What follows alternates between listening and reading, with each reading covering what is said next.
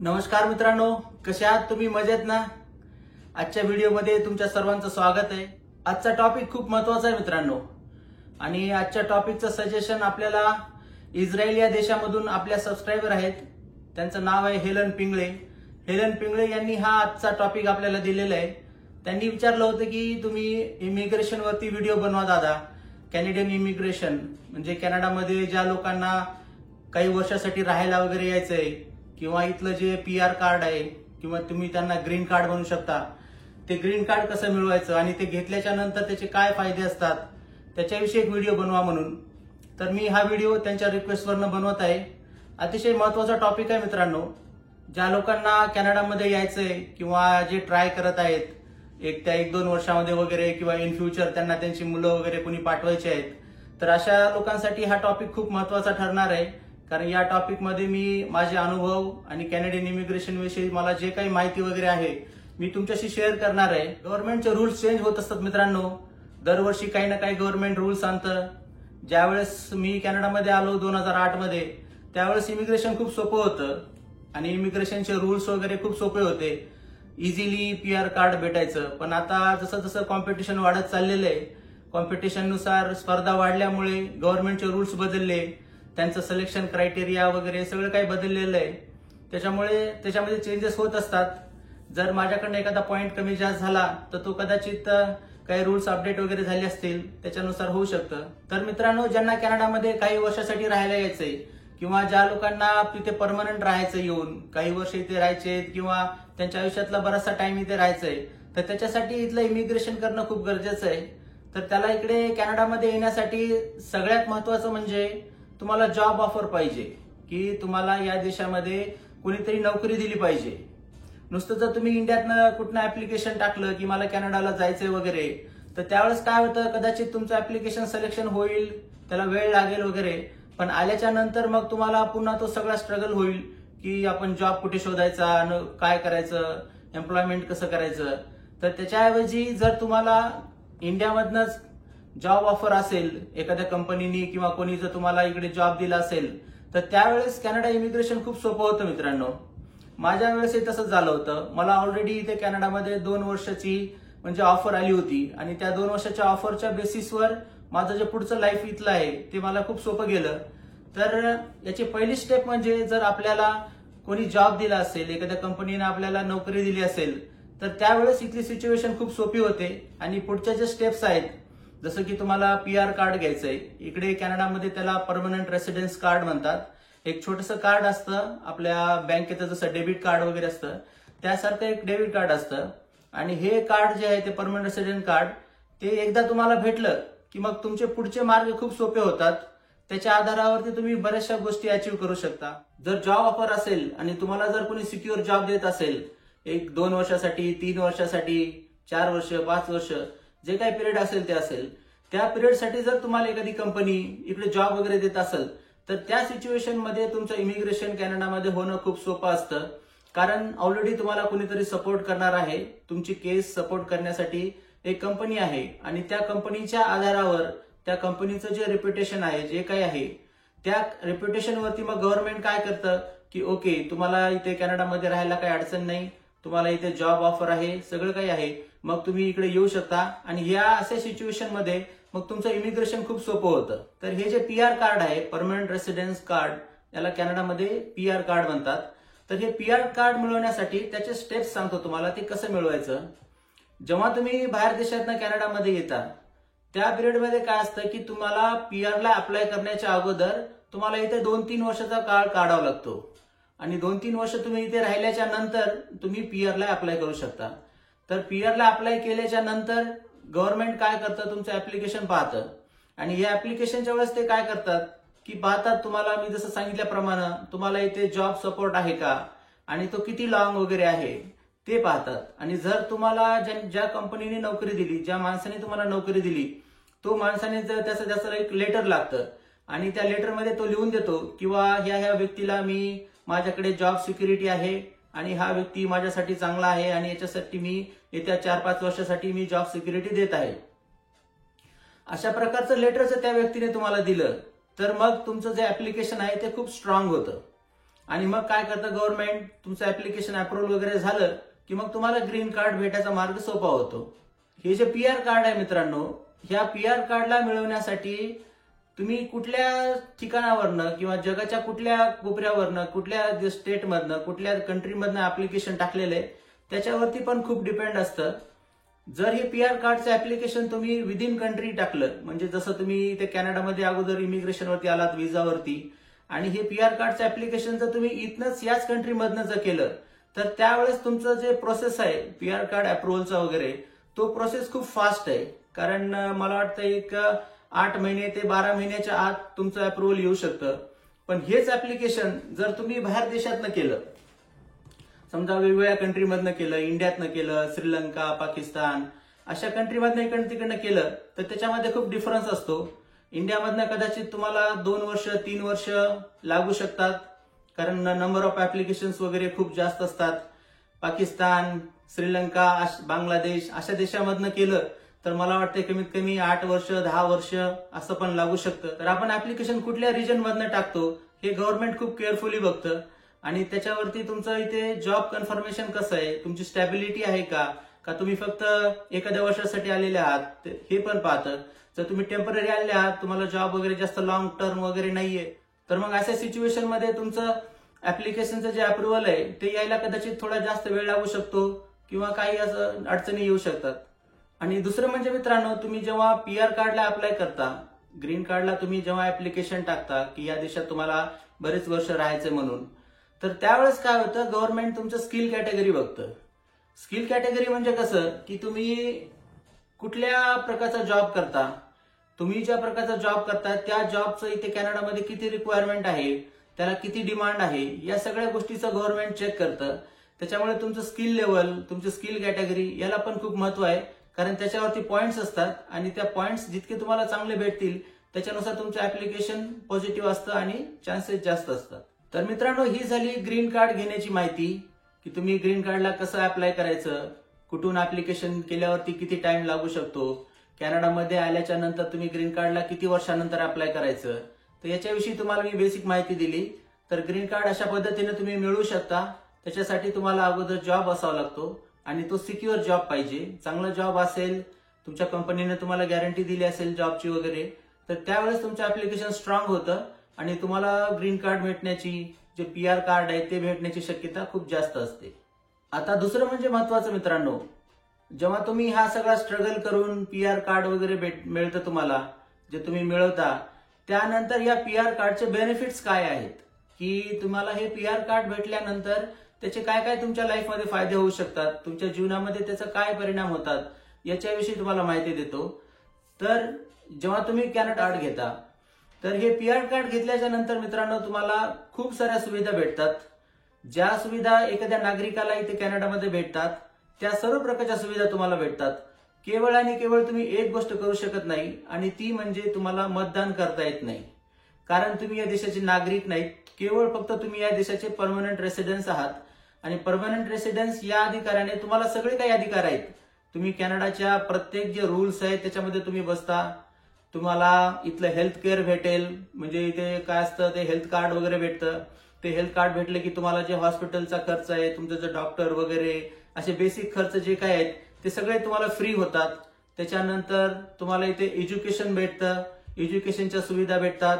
जर तुमची मुलं वगैरे लहान असतील तर त्यांना गव्हर्नमेंटकडनं फ्री एज्युकेशन भेटतं. प्रायमरी आणि एलिमेंटरी हे सगळे एज्युकेशन फ्री भेटतं. तर हे अशा प्रकारचे खूप बेनिफिट्स असतात मित्रांनो. आणि दुसरं म्हणजे तुम्ही जॉब सर्च वगैरे करता आणि तुम्ही PR असल्यावरती तर काय होतं की इथल्या साहजिकच ज्या कंपन्या आहेत त्या अगोदर आपले जे प्रेफरन्स देतात ते आपल्या लोकांना देतात, जसे की सिटीजनवाल्यांना देतात, PR कार्डला देतात. आणि त्याच ठिकाणी जर एखादा इमिग्रेशनवाला असेल ज्याच्याकडे PR कार्ड नाहीये, त्यांच्यापेक्षा PR कार्डवाल्यांना ते जास्त महत्व देतात. तर हे असे खूप महत्वाचे बेनिफिट्स तुम्हाला भेटतात. केवळ आणि केवळ म्हणजे तुम्ही फक्त मतदान करू शकत नाही, की बाकी मग सगळे रूल्स जसे सिटीजन्सला आहेत त्याच प्रकारचे सगळे रूल्स तुम्हाला लागू होतील, फक्त तुम्ही मतदान करू शकणार नाही. आणि मित्रांनो, हे PR कार्ड भेटल्याच्या नंतर तुम्हाला जितका वेळ कॅनडामध्ये राहायचा आहे तितका वेळ तुम्ही राहू शकता. तुम्हाला जर तुमचं आयुष्यभर राहायचं असेल तर तुम्ही आयुष्यभर इथे राहू शकता. फक्त ते PR कार्ड काय असतं, तुम्हाला त्याचा एक ठराविक पिरियड असतो 5 वर्षाचा. तर त्या 5 वर्षाचा पिरियड संपला की तुम्हाला ते रिन्यू करावं लागतं. रिन्यू केलं की मग पुन्हा तुम्हाला गव्हर्नमेंट पुन्हा 5 वर्षाचं लिमिट देतं.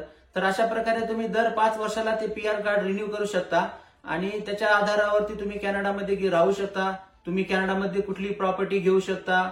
नंतर तुमची मुलं वगैरे जे आहेत त्या एज्युकेशनमध्ये जेव्हा ती युनिव्हर्सिटीला गेली किंवा कॉलेजला वगैरे जर गेली तर त्यावेळेस काय होतं, ज्या फीस वगैरे आहेत त्या कमी असतात कम्पेअर टू जे फ्रेश इमिग्रंट वगैरे आहेत, त्यांची मुलं जे वगैरे आहेत त्यांना हायर फीस असतात. तर अशा प्रकारचे खूप महत्वाचे बेनिफिट्स वगैरे तुम्हाला भेटतात मित्रांनो. तुम्ही फ्रीली स्टडी करू शकता, तुम्ही फ्रीली इथे जॉब सर्च करू शकता, तुम्ही फ्रीली इथे राहू शकता. तर अशा प्रकारचे खूप महत्वाचे बेनिफिट्स आहेत पीआर कार्ड भेटल्याच्या नंतर. मित्रांनो, पीआर कार्ड भेटल्याच्या नंतर तुम्ही तुमच्या फॅमिली मेंबर्सला स्पॉन्सर करू शकता. जसं की तुमच्या घरामध्ये तुमचे आई वडील असतील आणि तुम्हाला वाटलं की माझ्या आई वडिलांना आता मला इकडे इंडियामधनं कॅनडामध्ये आणायचंय, तर मग अशा सिच्युएशन मध्ये तुम्ही काय करू शकता, तुमचे जे क्लोज फॅमिली मेंबर्स आहेत त्यांना तुम्ही स्पॉन्सर करू शकता. आणि मग गव्हर्नमेंट बघतं किंवा या व्यक्तीकडे ऑलरेडी पीआर आहे आणि हा कॅनडामध्ये स्टेबल आहे, तर मग त्याच्या बेसिसवरती तुमचे फॅमिली मेंबर्स वगैरे तुम्ही इकडे आणू शकता. आणखीन एक बेनिफिट म्हणजे पीआर कार्डचं तुम्हाला सांगतो मित्रांनो. समजा तुम्ही कॅनडामध्ये आलात, तुम्हाला पीआर कार्ड भेटलं आणि पीआर कार्ड भेटल्याच्या नंतर समजा तुम्ही एक 10 वर्ष 12 वर्ष 15 वर्ष जर कॅनडामध्ये काम केलं तर काय होतं की तुम्ही जेव्हा रिटायरमेंट घेता, तुम्ही रिटायरमेंट घेतल्याच्या नंतर जे रिटायरमेंटचे जे बेनिफिट्स वगैरे आहेत गव्हर्नमेंटचे, रिटायरमेंट एज कॅनडामध्ये 65 आहे, तर 65 इयरच्या नंतर तुम्ही रिटायरमेंट घेतलं तर त्यावेळेस काय होतं की जे रिटायरमेंटचे सगळे बेनिफिट आहेत, जे पेन्शन वगैरे आहे, तर ते पेन्शन वगैरे तुम्हाला इझिली भेटतात आणि त्याचे खूप तुम्हाला फायदे होऊ शकतात तुमच्या पुढच्या आयुष्यामध्ये. तर हे रिटायरमेंट बेनिफिट घेण्यासाठी मित्रांनो तुम्हाला कमीत कमी कॅनडामध्ये 10 वर्ष काम केलं पाहिजे. 10 वर्षाचा जर तुम्ही जो एक्सपिरियन्स असेल, 10 वर्ष जर तुम्ही कॅनडामध्ये काम केलं असेल, तर गव्हर्नमेंट यावेळेस मग काय करतं, तुमचे रिटायरमेंटचे जे प्लॅन्स आहेत त्यांचे, तर त्या रिटायरमेंट प्लॅन्स मध्ये तुम्ही बसता आणि बसल्यामुळे काय होतं, मग त्यांचे जे फंडिंग आहेत, त्यांचे जे तुम्हाला पैसे वगैरे भेटतात मंथली, ते पेमेंट तुम्हाला मग मंथली चालू होतं अंटिल यू डाय. म्हणजे आपली जोपर्यंत डेथ होत नाही तोपर्यंत रिटायरमेंट तुम्हाला भेटतात. आणखीन एक महत्वाचा पॉईंट सांगतो मित्रांनो तुम्हाला, की तुम्ही कॅनेडियन पीआर कार्ड घेतल्याच्या नंतर जर तुम्हाला या देशामध्ये बिझनेस स्टार्ट करायचा असेल, एखादा धंदा वगैरे काही स्टार्ट करायचा असेल, तर त्यावेळेस तुम्हाला खूप इझी जातं. जसं की तुम्ही जर नुसते इमिग्रेंट असाल, तुम्ही नुसतं विजावरती आलेले असाल, तर त्यावेळेस तुम्हाला बिझनेस स्टार्ट करणं खूप अवघड असतं. तर या पीआर कार्डच्या आधारावरती तुम्हाला नागरिकाचे सर्व अधिकार भेटतात आणि या अधिकारामुळे जर तुम्हाला तुमच्या डोक्यामध्ये काही आयडिया असेल, तुमची जर काही प्लॅनिंग असेल, तुम्हाला वाटत असेल की मला फक्त जॉब नाही करायचा, मला बिझनेस करायचा आहे कॅनडामध्ये, किंवा काही लोक असे ड्रीम्स वगैरे घेऊन येतात बिझनेस करायची, तर त्यावेळेस काय होतं की तुम्हाला या पीआर कार्डमुळे बिझनेस करायला खूप सोपं जातं आणि तुम्ही स्वतःचा बिझनेस कॅनडामध्ये रजिस्टर करू शकता, स्टार्ट करू शकता. जसं मी केलं त्याप्रमाणे तुम्ही पण तुमचा बिझनेस स्टार्ट करू शकता. पीआर कार्ड भेटल्याच्या नंतर तुम्ही कॅनडामध्ये फ्रीली राहू शकता, बाहेर जाऊ शकता, येऊ शकता, तुम्हाला काही अडचण नाही. पण या पीआर कार्डचं स्टेटस तुम्हाला ठेवावं लागतं. जसं की सिटीजनला असं काही रूल नाही, ते कुठल्या कंट्रीत गेले, किती दिवस राहिले, त्यांचा पासपोर्ट जर ऍक्टिव्ह असेल तर काही प्रॉब्लेम येत नाही. पण गव्हर्नमेंटने याच्यामध्ये थोडेसे रेस्ट्रिक्शन्स टाकलेले आहेत. जसं की हे पीआर कार्ड आहे, हे 5 वर्षासाठी व्हॅलिड असतं आणि ह्या 5 वर्षाच्या पिरियडमध्ये तुम्ही कमीत कमी 2 वर्ष कॅनडामध्ये राहिलं पाहिजे. जर 2 वर्षापेक्षा तुम्ही कमी काळ कॅनडामध्ये राहिलात, समजा तुम्ही 1 वर्ष राहिलात, 1.5 वर्ष राहिलात, तर मग त्या सिच्युएशनला तुमचं हे पीआर कार्ड जे आहे ते कॅन्सल होण्याची शक्यता असते आणि गव्हर्नमेंट हे कॅन्सल करू शकतं. तर त्यासाठी तुम्हाला काय करतं की आउट ऑफ 5 इयर्स म्हणजे 5 वर्षापैकी तुम्हाला 2 वर्षाचा पिरियड हा कॅनडामध्ये राहिलाच पाहिजे. तुम्ही कॅनडामध्ये तोच तुम्ही स्टे केलाच पाहिजे. मग बाकीचे 3 वर्ष जो आहेत ते 3 वर्ष तुम्हाला इतर देशात कुठेही जा, काही करा, तुम्ही ते काही प्रॉब्लेम नाही. तर त्या प्रकारे तुम्ही असं याचं ऍक्टिव्ह स्टेटस ठेवू शकता. पण 2 वर्ष मिनिमम राहणं हे खूप गरजेचं आहे. आणखीन एक महत्वाचं म्हणजे मित्रांनो, हे पीआर कार्ड भेटल्याच्या नंतर जर तुम्हाला वाटलं की आपण आता या देशाचे नागरिक व्हायला पाहिजे, की या देशाचं आपण सिटिझनशिप घ्यायला पाहिजे, तर त्या सिच्युएशनला काय होतं की या पीआर कार्डच्या बेसिसवरती तुम्हाला सिटिझनशिपचा मार्ग मोकळा होतो. तर गव्हर्नमेंट काय करतं, तुम्ही पीआर कार्ड घेतल्याच्या नंतर जर 3 वर्ष तुम्ही त्या देशामध्ये राहिलात, या देशामध्ये तुम्ही आलात, पीआर कार्ड भेटलं आणि 3 वर्षाच्या नंतर मग काय होतं की तुम्ही इलिजिबल होतात तुम्ही नागरिकतेसाठी अप्लाय करण्यासाठी, म्हणजे तुम्ही या देशाची सिटिझनशिप घेण्यासाठी तुम्हाला म्हणजे तुम्ही पात्रता तुमची होते. तर मग बरेचसे लोक काय करतात की 3 वर्षाचा पिरियड झाला की काय करतात, मग आपण ते ऍप्लिकेशन टाकतात सिटिझनशिपसाठी, म्हणजे या देशाचं तुम्हाला नागरिक होण्यासाठी. तर मग हा एक महत्वाचा पॉइंट आहे की पीआर कार्ड भेटल्याच्या नंतर तुमचा जो सिटिझनशिपचा जर ड्रीम असेल तर ते ड्रीम पूर्ण होण्यासाठी एक खूप महत्वाची स्टेप आहे. आणखीन एक महत्वाचं सांगतो मित्रांनो की पीआर कार्ड घेतल्याच्या नंतर तुम्ही बऱ्याचशा कंट्रीमध्ये कॅनडामधून व्हिसा फ्री जाऊ शकता. आता ते बरीचशी मोठी लिस्ट आहे, तुम्ही गुगल सर्च करून पाहू शकता की अशा कोणत्या कंट्रीज आहेत की जिथे तुम्हाला जर कॅनेडियन पीआर कार्ड असेल तर त्या पीआर कार्डच्या आधारावरती तुम्ही, मला वाटतं युरोपमध्ये अशा बरेचसे देश आहेत तिथे तुम्ही व्हिसा फ्री जाऊ शकता. दुबईला जाऊ शकता, जर्मनीला जाऊ शकता, मला वाटतं जपानला पण जाता येईल. तर असे काही म्हणजे बेनिफिट्स आहेत की तुम्हाला त्या देशाचा मग व्हिसा वगैरे घेण्याची काही गरज पडत नाही. तर हे खूप महत्वाचं थिंग आहे की तुम्ही व्हिसा फ्री एखाद्या कंट्रीमध्ये जाऊ शकता. आणि याही पलीकडे जर तुम्ही या देशाचे नागरिक झालात तर मग तुम्ही अमेरिका या अशा वेगवेगळ्या कंट्रीजमध्ये, ऑस्ट्रेलिया या अशा कंट्रीजमध्ये मग तुम्ही व्हिसा फ्री जाऊ शकता. तुम्ही तिथे जाऊन राहू शकता, तिथे जॉब सर्च करू शकता. तर आता समजा मित्रांनो तुम्ही पीआर कार्ड घेतलं आणि पीआर कार्ड घेतल्याच्या नंतर तुम्ही 3 वर्षानंतर सिटिझनशिपला अप्लाय केलं, तर या सिटिझनशिपला अप्लाय केल्याच्या नंतर काय इफेक्ट होतो तुमच्या आयुष्यामध्ये. तर काय होतं, समजा तुम्ही इंडियामधून आलेले आहात आणि मग तुम्ही कॅनडाची सिटिझनशिप घेतली, तर त्या सिच्युएशनला काय होतं की तुमची अगोदरची सिटिझनशिप तुम्हाला गिव्ह अप करावं लागते. जो तुमचा इंडियाचा पासपोर्ट वगैरे तो कॅन्सल होतो आणि मग तुम्हाला कॅनडाचा पासपोर्ट भेटतो. आणि मग इंडियाचा पासपोर्ट कॅन्सल झाला आणि तुम्ही कॅनेडियन पासपोर्ट घेतला, त्याच्यानंतर थोडेसे रेस्ट्रिक्शन्स येतात मित्रांनो. की रेस्ट्रिक्शन्स म्हणजे कसं की जर तुम्हाला मग इंडियामध्ये वापस जायचं असेल, समजा तुम्हाला इंडियामध्ये फॅमिलीला भेटायला जायचं असेल किंवा हॉलिडेजला वगैरे जायचं असेल, तर मग अशा सिच्युएशनमध्ये काय होतं मित्रांनो, बाजी पलटल्यासारखं होतं. जसं आपल्याला अगोदर कॅनडामध्ये येण्यासाठी व्हिसा हे ते प्रोसेस करावा लागतो, मग तेच प्रोसेस तुम्हाला पुन्हा इंडियामध्ये जाण्यासाठी करावं लागतात. कारण इथे कसं आहे, ड्युअल सिटिझनशिप नाहीये. ड्युअल सिटिझनशिप म्हणजे कसं की तुम्ही 2 देशाचे नागरिक. आता त्या काही सुविधा एखाद्या असे लिमिटेड असे काही देश आहेत जिथे ते ड्युअल सिटिझनशिप देतात, पण कॅनडा ड्युअल सिटिझनशिप देत नाही. मग बरेचसे भारतीय लोक काय करतात की त्यांना वाटतं की आपण पीआर वरतीच कॅनडामध्ये राहूया, सगळं तर आपल्याला करता येतं, केवळ आणि केवळ आपण फक्त वोटिंग करू शकत नाही. मग हे लोक काय करतात, अशा सिच्युएशनला आपल्याला वाटतं काय आपल्याला वोटिंग नाही केली तर नाही केली, काय त्यात एवढं विशेष, तर मतदान नाही करायचं आपल्याला, बाकी आपल्याला सगळे अधिकार आहेत, पेन्शन आहे, काम करू शकता, जॉब करू शकता, बिझनेस स्टार्ट करू शकता, या सगळ्या तुम्ही गोष्टी पीआर वरती करू शकता, फक्त वोटिंग करता येत नाही.